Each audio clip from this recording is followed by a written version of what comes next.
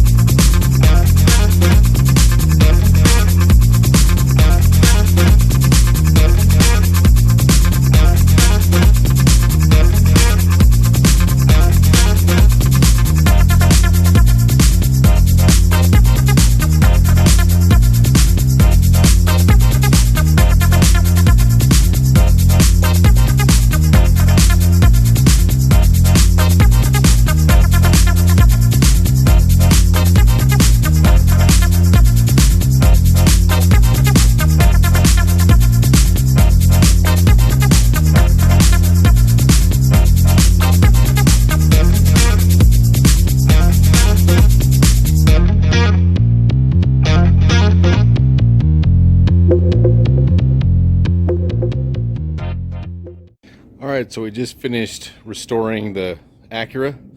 This is a RSX Type S, 2002 Acura RSX.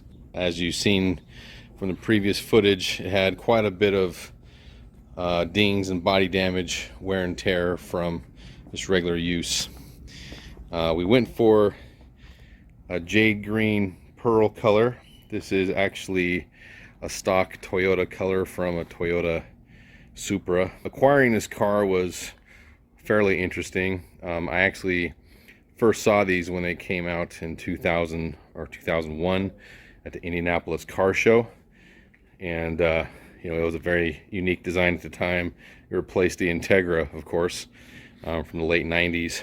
They had the Integra R out, but this was more of the luxury sport version as opposed to the Type R Integra, which was more of a hardcore stiff race car. This one was found at the dealership in Henderson, Nevada, and cool story was that the original owner had bought the car at a dealership in Henderson, and the salesman who had sold it to him is still working there today.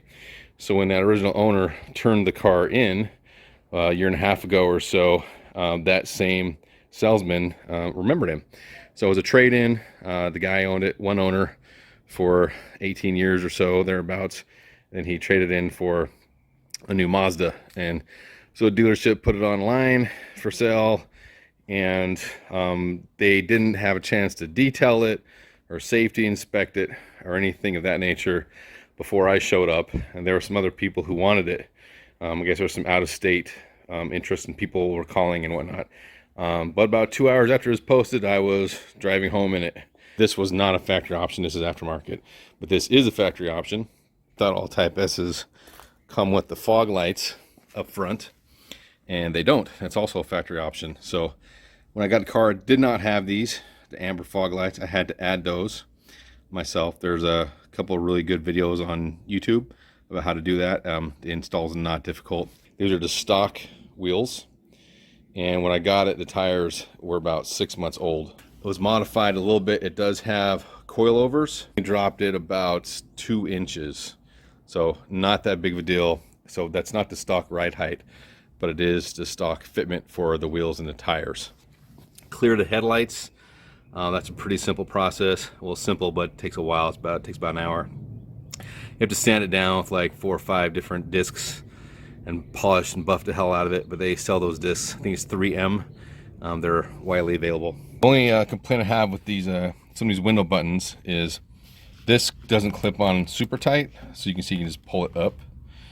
It snaps in right away, but if you're in a hurry and you pull up these buttons quickly, sometimes you can pull up the whole mechanism. So I'm sure that's just due to age. You could probably tighten it up or even replace this, but that's really the only thing that's that I have a complaint with. The material is pretty good shape. It has like this plastic polymer and this hardened plastic up here, two-toned, and this looks like a faux speaker material, but it's actually like a little handle. Fog light switch that you have to install. This is a lot easier than it looks. This whole panel just snaps off, and if you don't have the fog lights already installed, this is just a blank. Just a blank. It looks the same size, same shape, but it's just blank right here. So you just pop this off and push out that blank from the inside, and you slide this button in, and all the wiring leads up, of course, to the hood area. The good feature about installing the fog lights is that you don't have to go through the firewall, because if you see right here, right behind the washer fluid reservoir, there is a small harness right here, and that is already pre-installed. Whether you have fog lights or not, that harness is going to be here, and that's what goes through your firewall. So you don't have to drill any holes or go through any grommets. You just have to plug in your wire harness that comes with the fog light kit into this right there, and you're good to go. So stereo install, talk about that for a minute. This is also pretty simple compared to other cars. You got your power line to the amplifier, got your inline fuse, and I wrapped around the power wire. And the best place that I found going into the car is right down there. So there's this stock grommet, you can see this big daddy right here, and if you just take a wire, a coat wire, and hook it along there's a ring that's already pre-mounted. A lot of the wiring sets that come with amplifiers, you hook that along and pull it through. Up here on the passenger side, this will come down. It's actually clipped up there, and the clips are very easy to break, so you can replace the clips or zip tie it, whatever, when you're done. But that comes through the firewall. You can see the wires right there. Actually, those are the speaker wires, or I mean the RCA outputs, but the power wire is also behind there, and it goes through this housing here underneath the side skirt seal. And then I didn't tuck those in super well. You can, but I didn't bother. So it looks a little ghetto. You can take your time a little better than I did and put this up in here if you want to take off this whole panel here. And then underneath the seat, so comes through there, and then I mounted the amp straight to the back seat right here. So this is the cargo bay, and I got a big cube sub box in here. It takes up a little bit of the room, which, by the way, these cars are really roomy. You can drop the back seat here with these knobs. Just pull straight up, and the seat moves forward, and you can drop it, and it has a lot of room from the back to the front seats. I've hauled crown molding, I hauled a bicycle, a couple dead bodies. I've hauled all sorts of shit in here, so it's pretty roomy. And so anyway, subs in the back. I hooked the amplifier, mounted amplifier straight to the seat, and there are some metal support braces in this seat right here, so you can screw the amplifier straight to those. Got the aftermarket cold air intake. Now, a lot of people do this just because it's like a standard upgrade. I actually did it because my stock air box was broke. Engine mounts are easy access. Big one right there. And like I said, once you get this cold air intake, you have plenty of room to access that. And I believe there's 2 other ones. This one is problematic. So it's easy to access. So it's right there, hooks onto the block over here. But even if you get, I actually went through 3 of these. Even when you get some new ones, for some reason they still vibrate and crack. And I even got the most expensive ones I could find, and it did the same thing. So what we had to do is we got a piece of rubber, which I believe is some remnants of some of the tubing for the airbox. But anyway, we got some rubber, kind of bent it up and stuck it up in there, so it's between the frame of the car and the mount itself, the motor mount, and the vibration is good to go. So again, this is a brand new mount. I went through 3 of them, all brand new. You gotta be careful which ones you buy online. A lot of Taiwan, and I think there's actually a Thailand or Vietnamese version, but they all suck balls. You want OEM best as possible. And if you still have a problem with some vibration, a little rubber trick action, so it just soaks up some of the vibration load and eliminates that. These motors tilt backward a little bit. So from the front to the back, it's actually tilted backwards to the ass end of the car. And it's just enough that if you do have a bad gasket, they will leak. And the leak is a pain in the ass because when it does leak, you're gonna have spots all over the place. It's not like one spot dripping in one location. It kind of like rains oil, and it kind of goes all over the steering rack, down on the sides, down in the back, and it's kind of a pain in the ass to locate, but it's a very common replacement. When you replace it, we replaced just a felt gasket, Felt Pro I believe it was, and it leaked again within like 6 months. So the trick to sealing it off for good is to use a rubber gasket with some high temperature sealant. As you've seen in the video, the original seats that came in the dealership were shot all to hell. They had the original gray leather. It's kind of a faux leather plastic. It had that up front, but mine was split all up here, and the seat was completely destroyed, as you saw in the intro video. So these are not the original seats. These are actually the same color, but these are cloth and the back is leather. But you know, can't really tell unless you're looking at it closely. But I did not want to replace it with leather because it was just going to do the same thing. Most of them are shot all as shit anyway. And I didn't also want to go for some aftermarket Recaros, whatever, because I like my seat belts, I want to keep all that. So a couple tricks that I found was some of these you find and airbags are blown if they got into a wreck, and these are actually really easy to replace, these side airbags. They just, from the inside, see ya. So the seat actually zips up in the back.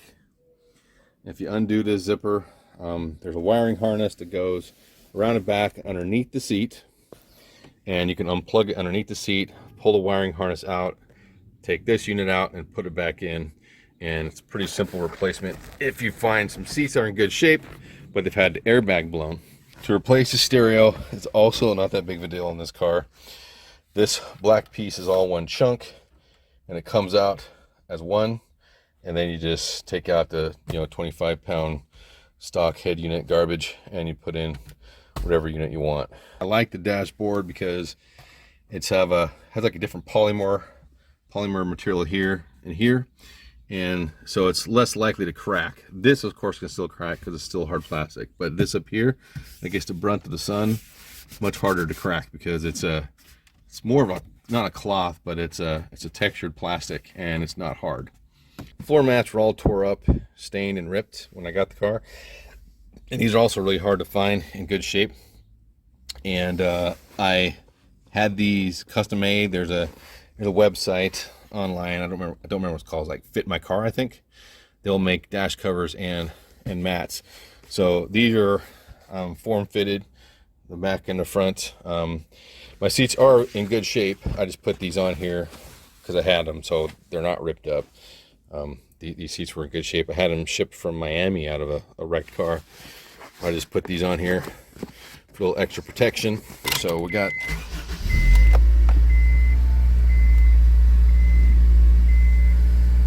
about 120,000 miles, which is pretty good for a car this age. Anyway, a couple last things here is for those of you unfamiliar with the iVTEC, it's a really neat feature. When you're up to about 6,000 RPM, then it finally kicks on, and it's like an extra boost. So it's not turbo, of course, but it operates like a turbo when you're driving it. And you can just rev up in there, and as soon as you hit the 6K mark, you get like an extra boost of power between 6 and 8K.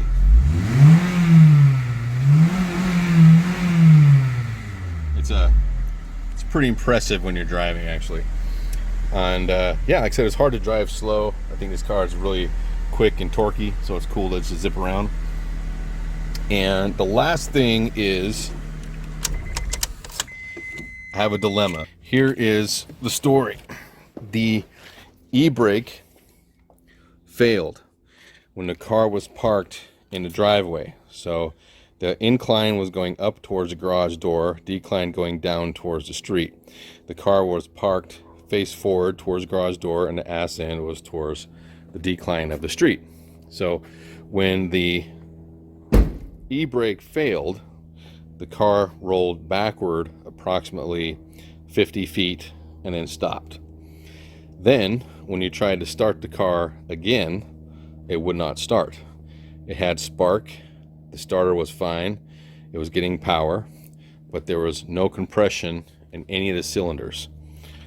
It was zero compression. So toward the top end off, did a compression test on all cylinders, zero compression, but it was still getting spark and still getting fuel. What do you think made it happen to not start? You can take a little pause there, talk amongst yourselves, see if you can figure it out, because it took us a while to figure it out, but we finally did. And ready for the answer? So one more time, the car rolled backwards when the e-brake was slipped and failed, came to a stop on its own, then it refused to start. Battery's fine, spark fine, no compression, starter wouldn't turn over. What happened? The answer is, when you have it in forward gear, in this case it was in first gear, with the e-brake on, and then the e-brake fails, the transmission's still in first gear, but the car rolls backward. And when it does that, it flips the timing chain out of whack. So it got out of time, which means once you're out of time, of course, you're not going to start. So by physically rolling backward with the forward gear engaged, it messed up the timing chain and it went off a couple notches. And because of that, the car was unable to start because it was completely out of time. So to fix it, of course, you got to tear down the top end here and the side gear assembly. It's actually over here. You got to tear apart the gear assembly and the chain, and get the chain realigned with the there's little notches and some marks on the cog wheels and stuff. And it's actually a 3-man operation, at least that's what it took us to do it. And once it's back in time, put it back together, starts right up. So the moral of the story is, if you are parked on an incline, you want to either have a very strong working e-brake or your car in reverse gear, so that if it rolls backward, it won't fuck up the timing. Or you can just park opposite and face forward and have the gear in the forward position gear, and if it rolls, then it won't be in trouble. So there you have it. That's this RSX Type S 2002. We are restored and ready to go.